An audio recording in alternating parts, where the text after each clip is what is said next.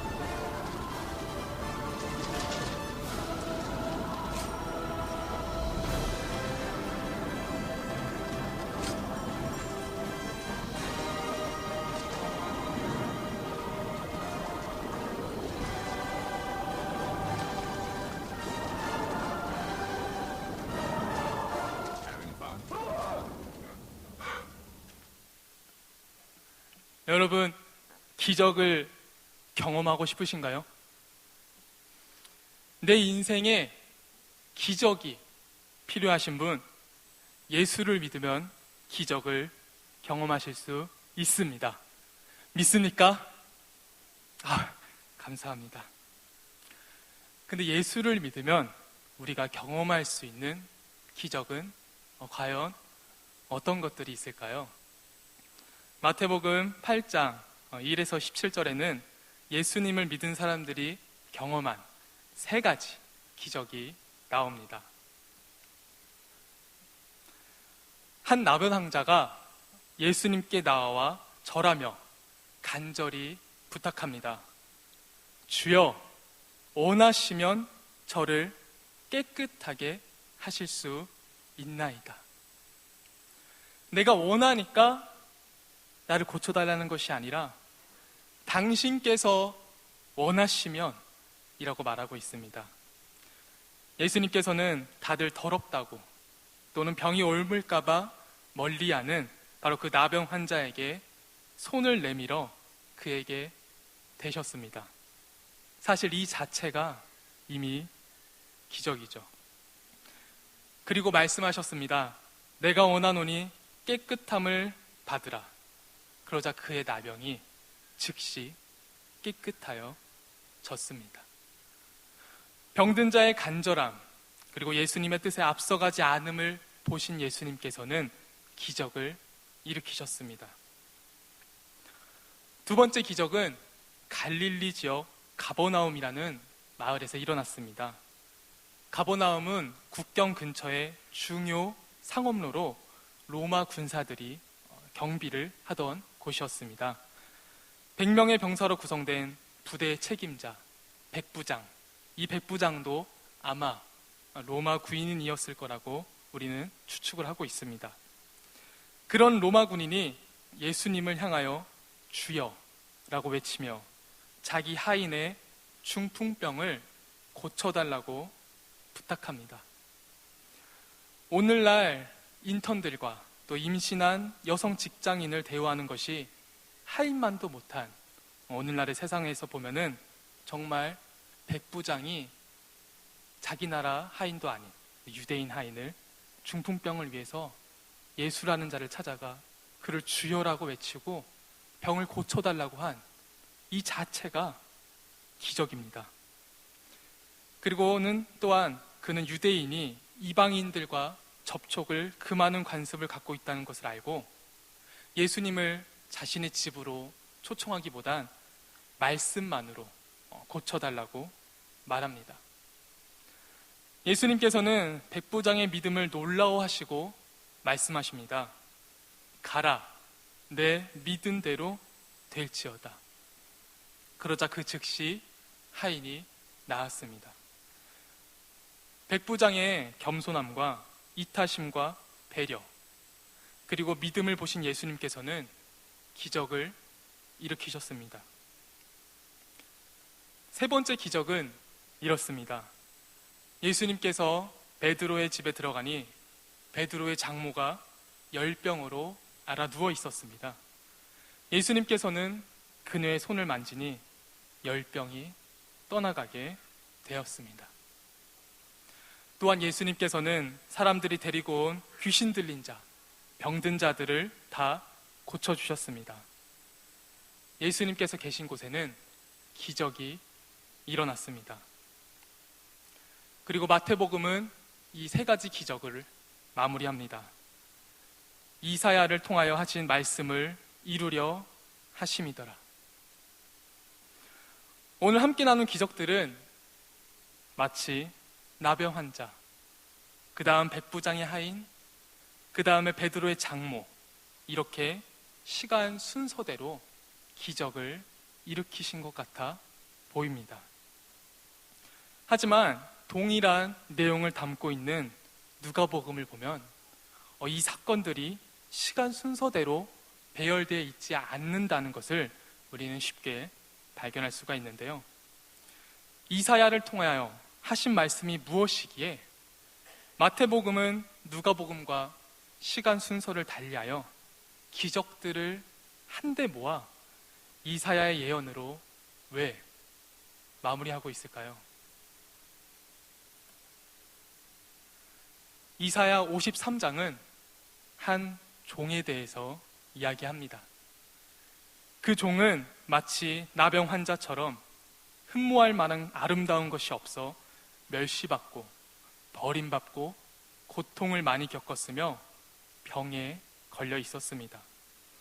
당시는 의료기술이 발달하지 못하여서 세균이나 바이러스들을 몰랐기 때문에 병에 걸린 사람들은 하나님께 죄가 많아 벌을 받았다고 생각하였습니다. 그래서 그 종은 사람들에게 귀히 여김을 받지 못했습니다. 아까 백부장이 하인을 생각하는 마음과 많이 비교되는 모습입니다. 그러나 그 종은 사람들이 생각했던 것처럼 하나님께 죄를 지어 벌을 받은 것이 아니었습니다. 그 종은 오히려 자신을 귀히 여겨주지 않은 우리들의 질고 곧 병과 슬픔을 대신 지고 대신 당하신 것이었습니다. 이사야 53장 5절 말씀입니다. 그가 찔림은 우리의 허물 때문이요 그가 상함은 우리의 죄악 때문이라. 그가 징계를 받음으로 우리는 평화를 누리고 그가 채찍에 맞음으로 우리는 나음을 받았도다.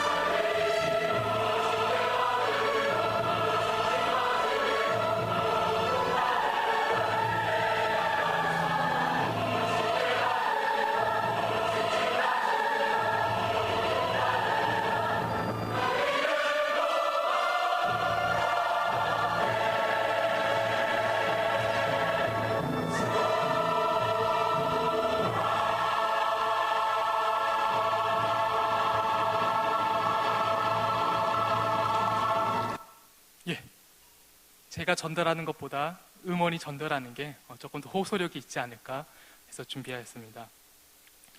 그 종이 멸시받고 버림받고 고통을 많이 겪었으며 병에 걸려 사람들에게 귀히 여김을 받지 못한 이유는 그가 하나님께 죄를 많이 져서가 아니라 우리 때문이었다고 말씀은 말하고 있습니다. 우리의 허물을 덮어주시기 위해 대신 찔리시고 우리의 죄악 때문에 상하시고 우리가 평화를 누릴 수 있도록 대신 징계를 받으시고 우리를 낳게 하시려고 대신 채찍을 맞으셨습니다. 이렇게 다른 사람들의 병과 슬픔을 대신 지고 당한 종이 바로 누구시죠? 우리 머릿속에 다 알고 있는 바로 오늘 말씀에서 기적을 일으키신 예수님입니다. 오늘 함께 나눈 마태복음 8장의 세 가지 기적은 누가복음의 산재에 있는 기적들을 한 곳에 모아 이사야의 예언으로 마무리하였습니다. 왜 그랬을까요?